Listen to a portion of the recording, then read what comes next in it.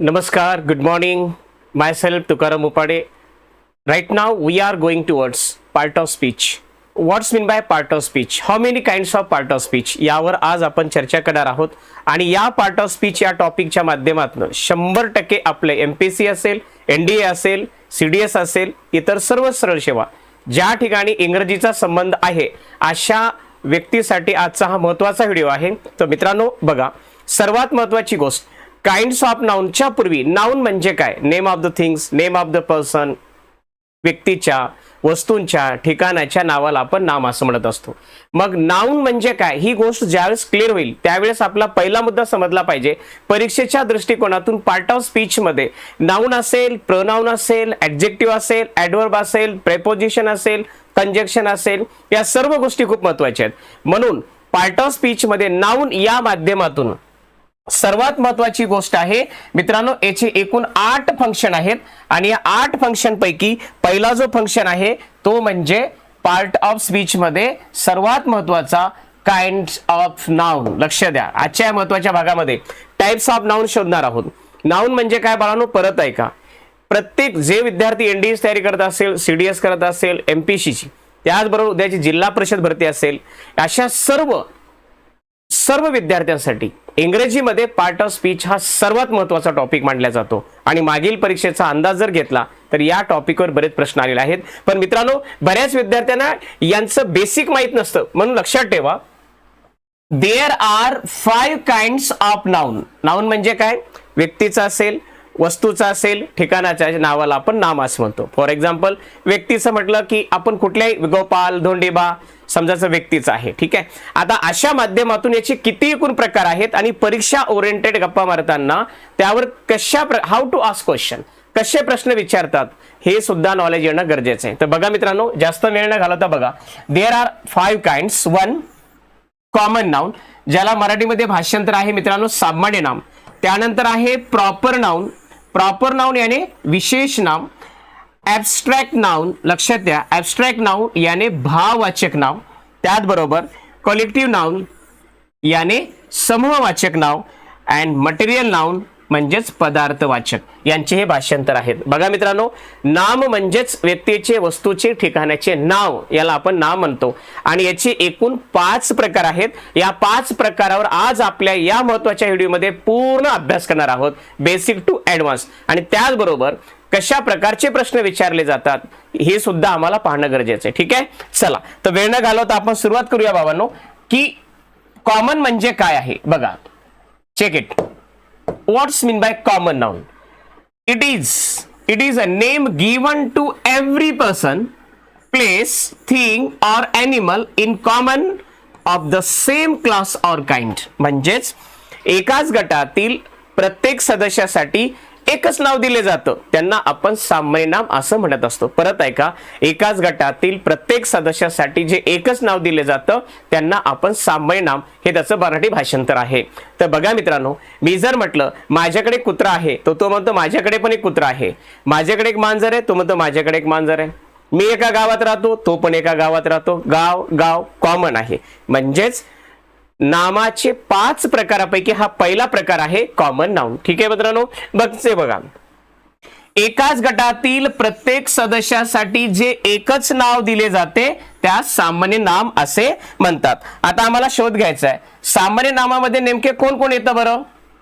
बघा, आता आम्हाला त्यांची मुद्दा कळायला पाहिजे की सामान्य नाम म्हटल्याचे काय, याचे एक्झाम्पल आम्हाला परीक्षेला आलेले असतील आणि परीक्षेला एक्झाम्पल आल्यानंतर आम्हाला ओळखलं जातं व्हॉट्स काइंड ऑफ नाउन, नामाचा कोणता प्रकार आहे, किंवा fill in the blanks, choose the correct appropriate fill in the blanks, अशा प्रकारचे प्रश्न येऊ शकतात.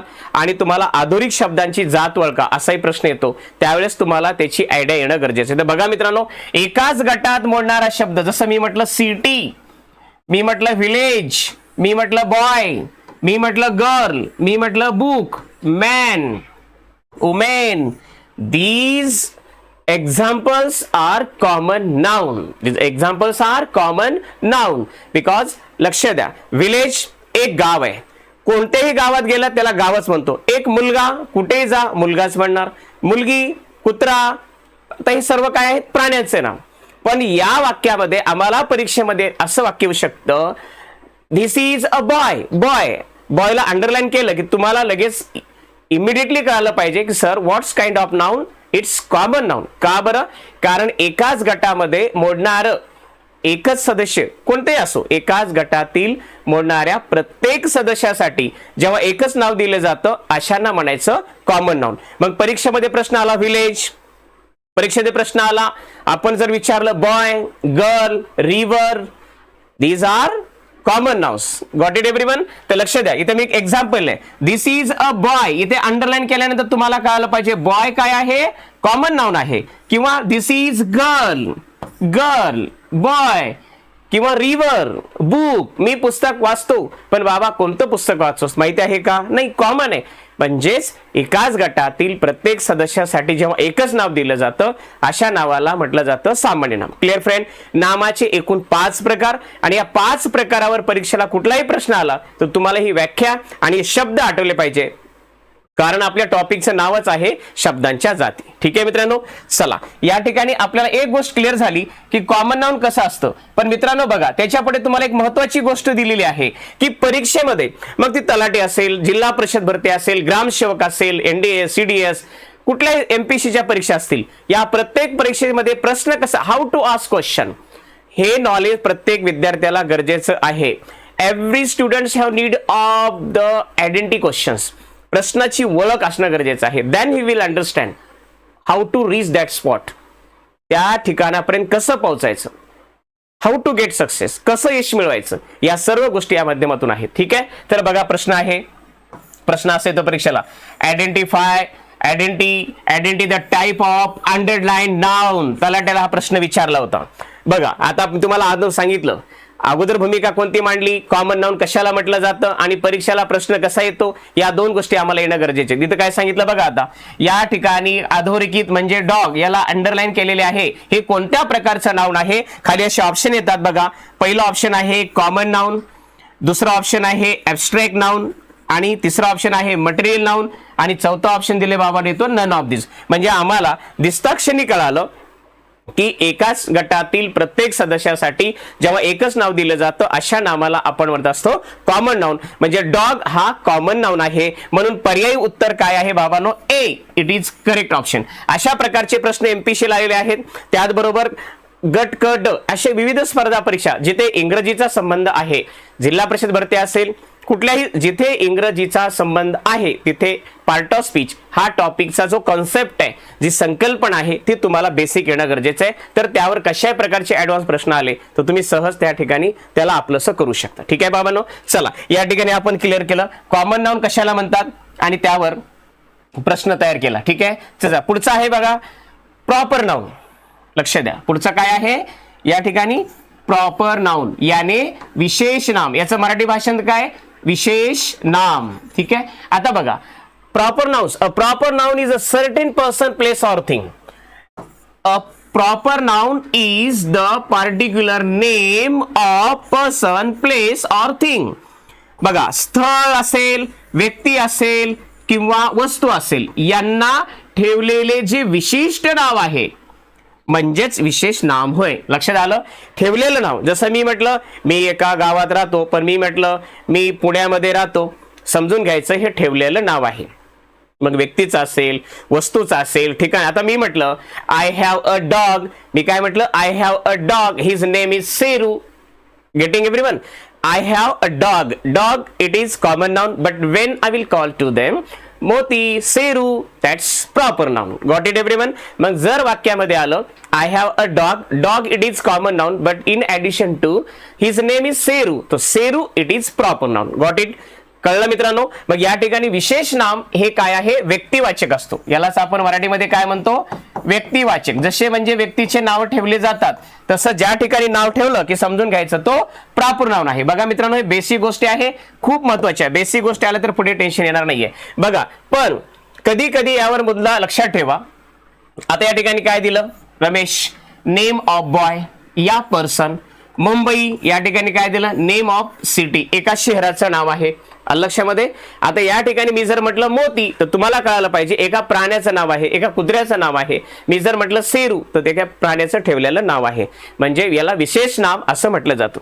त्यानंतर आता टिप, एक महत्वाची टिप्स लक्षात ठेवा. इथे proper noun is sometimes used as a common noun. बघा, पण तुम्हाला मी सांगितलं sometimes proper noun used as a common noun. कधी कधी विशेष नामाचा उपयोग सामान्य नाम म्हणून केला जाऊ शकतो. कारण परीक्षेला जर प्रश्न आला, Mumbai is the London of India, Mahatma Phule is the George Washington of India, तर त्यावेळेस Ganga is the Nile of India. त्यावेळेस तुम्हाला कळालं पाहिजे या वाक्यामध्ये विशेष नाम आपल्याला वाटतं, पण या ठिकाणी जेव्हा एका विशेष व्यक्तीला जेव्हा उपमा दिली जाते, एकमेकाची उपमा दिली जाते, त्यावेळेस समजून घ्यायचं that is not proper noun, it is common noun. Got it everyone. जसं की बघा, आता या ठिकाणी मी तुम्हाला सांगितलं Pune is the London of India, Pune is the London of India. Then Ganga is the Nile of India. या वाक्यामध्ये नाईल, या ठिकाणी द लंडन. लक्ष द्या, या ठिकाणी काय दिलं, आता या ठिकाणी सांगितलं द लंडन, या ठिकाणी द नाईल. तुम्हाला कधी कधी शॉक लागेल आणि परीक्षेला प्रश्न विचारला जाईल, जसं की मी म्हटलं Mumbai is the London of India for example, किंवा Mahatma Phule is the George Washington of India. तर तुमच्या डोक्यामध्ये आलं पाहिजे की या ठिकाणी sometimes proper noun used as a common noun, म्हणजेच वाक्यामध्ये कधी कधी विशेष नामाचा उपयोग हा सामान्य नाम केला जाऊ शकतो. बट आम्हाला ते क्लिअर होणं गरजेचं आहे की ते कधी होऊ शकतो. तर बघा मित्रांनो, ज्या वेळेस एकाची उपमा दुसऱ्याला दिली जाते, जशी गंगाला नाईल नदीची दिलेली आहे, समजून घ्यायचं it is not proper, it is common noun. Got it everyone. कधी होतो हे पण तुम्हाला इथे महत्वाचा भाग होणं गरजेचं होतं, ते तुम्हाला क्लिअर केलेलं आहे. ठीक आहे मित्रांनो, चला त्यानंतर आता याच्यावर आपण प्रश्न तयार करतोय बाळांनो. प्रश्न कसा येऊ शकतो, we have need what's identity of question. प्रश्नाची ओळख ही पण कळणं गरजेचं आहे. काय आहे, identify the type of underline. जो परीक्षेला प्रश्न विचारला होता की अधोरेखित केलेला जे आहे, suppose India is the greatest country, India is the greatest country. आता अशा प्रश्न आला तर अधोरेखित शब्दांची जात ओळखा, असा जेव्हा तुम्हाला प्रश्न येतो त्यावेळेस तुम्हाला इमिडिएटली कळायला पाहिजे की इंडिया, मी जर म्हटलं मी एका कंट्रीमध्ये राहतो, एका देशामध्ये राहतो, that is common. But instead of जर मी म्हटलं I live in India, India म्हटलं की त्यावेळेस तुमच्या डोक्यात आलं पाहिजे की sir it is name of the country, so it is proper noun. मग India is the greatest country, so India it is not common noun, it is not abstract noun, it is proper noun. Got it. कारण ते ठेवलेलं नाव आहे म्हणून बघा असा प्रश्न येतो तेव्हा आम्हाला कळायला पाहिजे याचं उत्तर आहे प्रॉपर नाउन, कारण हे देशाचं, एका देशाचं ठेवलेलं नाव आहे. कळालं मित्रांनो. या ठिकाणी तुम्हाला प्रॉपर नाउन मध्ये काय आहे यावर चर्चा केली. प्रॉपर नाउन कशाला म्हणतात, त्याच्यानंतर त्याचा तिसरा भावंड आहे. आपण एकूण 5 प्रकार आहेत बाबा, लक्षात ठेवा की an abstract noun is a thing that you cannot see, touch or place in about. बघा आता या ठिकाणी आहे abstract noun. abstract याने भाववाचक. लक्षात द्या, abstract noun is a name of action, quality or state.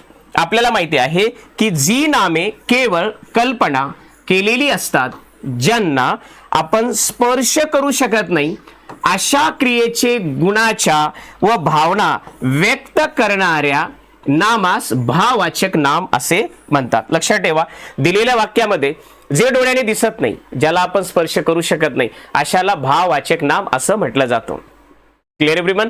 जे डोळ्याने दिसत नाही, जसं की या ठिकाणी बघा, आता या ठिकाणी सांगितलं हॅपीएस्ट, फ्रेंडशिप. बघा या ठिकाणी जे चित्र दिले आहेत तुम्हाला इमिडिएटली कळायला पाहिजे की हे आनंद आहे, दुःखी आहे. जेव्हा नाम गुणावरून, अवस्थेवरून, स्थितीवरून जे नाव प्रकट होतं त्यांना मराठीमध्ये भाववाचक नाम असं म्हटलं जातं. ठीक आहे. तसं या ठिकाणी आपल्याला कळालं पाहिजे. मग ते असे कोणते आहेत बरं जे भाववाचक नामामध्ये येतात, परीक्षेमध्ये जर प्रश्न आला तर आम्हाला कळालं पाहिजे कोणते आहेत. बघा, these examples are abstract noun: love, hate, trust, honesty, wisdom, talented. These examples are abstract noun. जे प्रामाणिक आहे, डोळ्याने दिसतं का नाही, त्याचा अनुभव आल्यानंतर तुम्ही सांगू शकता. म्हणजे जे डोळ्याने दिसत नाही, ज्याला आपण स्पर्श करू शकत नाही, त्या प्रकारच्या नावाला भाववाचक नाम असं म्हटलं. जसं मी म्हटलं लव बिगेट्स लव, असं जर प्रश्न आला तर it's identity of abstract noun. Got it everyone. जसं मी तुम्हाला म्हटलं की no he is talent person, talent. He is beauty girl, beauty. ठीक आहे. I love my country, I love my country, love. He is an honest person, honest. these are abstract noun. Got it everyone. जसं आता मी जर म्हटलं he is a talented person, he is talented, आपण इथे असं connect होऊ शकतो, he is talented, he is talented person, he is beauty person. आता हे जे आहेत हे डोळ्याने दिसत नाही, गुणावरून, अवस्थेवरून, स्थितीवरून तयार होणारं, प्रकट होणारं जे नाव असतं त्याला भाववाचक नाम असं म्हणतात. जसं की आपण लाईफ कनेक्टेड, लाईफ जीवन, जीवन. आता या ठिकाणी आपल्याला कशाही प्रकारचे जीवनामध्ये प्रसंग येतात आणि म्हणतो शहाणा आहे, तो सुंदर सुंदर आहे, गुणवान आहे, हे आपल्याला दिसत नसतात, ते अनुभवातून कळतात. आलं लक्षामध्ये? म्हणून याला आपण भाववाचक नाम असं म्हटलं जातं. ठीक आहे फ्रेंड. तो प्रामाणिक आहे, कधी कळाला, दिसतं का? नाही. आता यावर प्रश्न कसा येतो मित्रांनो हे पण लक्षात ठेवा, जे की STI PSI ला प्रश्न होता. प्रश्न काय विचारला बघा, what type of noun is the underlined word. STI आणि PSI ला प्रश्न होता, wisdom wisdom is better than strength. आता या वाक्यामध्ये विजडमला अंडरलाईन केलेली आहे. आता तुम्हाला कळलं पाहिजे, it is not common, that is not proper noun, it is abstract noun, none of this, nothing. It is C option is correct because it is abstract noun. जे डोळ्याने दिसत नाही, ज्याला आपण स्पर्श करू शकत नाही, अशाला काय म्हणायचं? भाववाचक नाम. ठीक आहे फ्रेंड. त्यानंतर बघा collective noun. Collective noun is the name of person or things taken together. एकाच प्रकारच्या अनेक वस्तू किंवा व्यक्ती त्यांच्या समुदायाच्या एकत्रित उल्लेख ज्या शब्दाने केला जातो त्या समूहवाचक नाम असे म्हणतात. आलं लक्षामध्ये? त्या समूहवाचक नाम असं म्हणतात, ज्याला आपण कलेक्टिव्ह नाउन असं म्हणत असतो. ठीक आहे. एकत्र, जसं मी म्हटलं, army, an army of soldiers, the flowers, the bouquet of flowers, getting the bouquet of flowers. Clear everyone?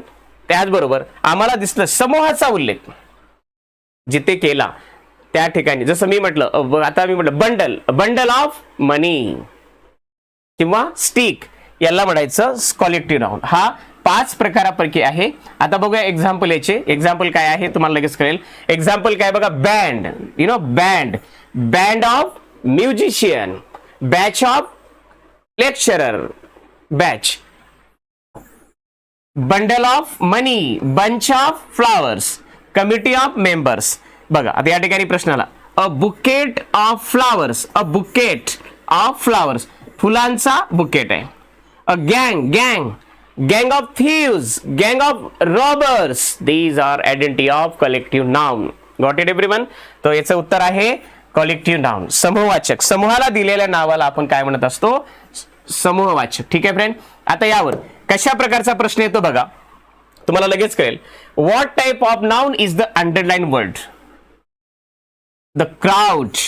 what type of noun is the underlined word? The crowd was very big. So it is not common. 4 पर्याय दिलेत. It is not abstract noun. It is only collective noun.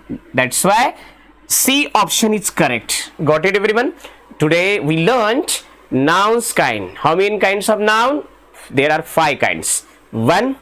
Common noun, proper noun, abstract noun, collective noun. Got it everyone? How to ask question? As like this. So I hope you will 100% understood. Then that is last 5 kinds. Material noun. What is this? Material noun याने पदार्थवाचक नाम. You say sometime, you know, uncountable noun. What do you say? Uncountable noun. जे count करता येत नाही त्याला आपण uncountable म्हणतो. अशांना आपण मटेरियल नाउन सुद्धा म्हणू शकतो. ठीक आहे. आता या ठिकाणी बघा, the names of material things either solid or liquid are called material noun. Okay. जी नामे पदार्थ संख्येत मोजता येत नाहीत तसेच एखाद्या मूळ पदार्थापासून दुसरा एखादा पदार्थ बनवत असेल तर तो मूळ पदार्थ पदार्थवाचक नाम असतो. लक्षात ठेवा. अनकाउंटेबल, जे संख्येत मोजता येत नाही, जसं मी जर म्हटलं petrol, diesel, kerosene, gas. Got it? These are material noun. Gold, silver, copper, these words are compulsory connected to material noun because they are uncountable. You can't countable. तुम्ही त्याला काउंट करू शकत नाही, समजून घ्यायचं. It's identity of material noun. Got it everyone? तर यामध्ये तुम्हाला नक्की कळालं असेल की बघा मित्रांनो, परीक्षेच्या दृष्टिकोनातून बघा, आता आपल्याला कळलं पाहिजे की मटेरियल नाउन कोणतं आहे. आधुनिक शब्दांची जात ओळखा, लगेच कळालं पाहिजे. एक्झाम्पल, वॉटर आहे, पेट्रोल आहे, silk, gas, glass, etcetera. I want a glass of water, a cup of coffee, water.